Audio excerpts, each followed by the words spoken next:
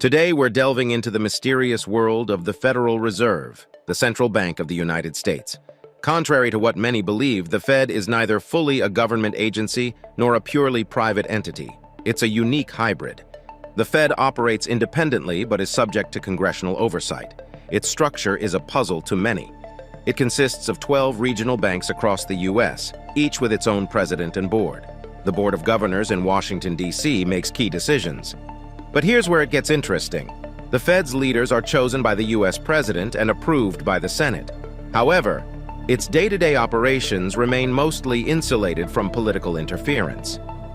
The Fed's primary goals are managing inflation and fostering full employment, but its influence extends far beyond these objectives. Now, let's talk power.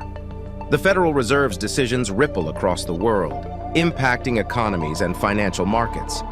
However, the true extent of its influence is often veiled in secrecy.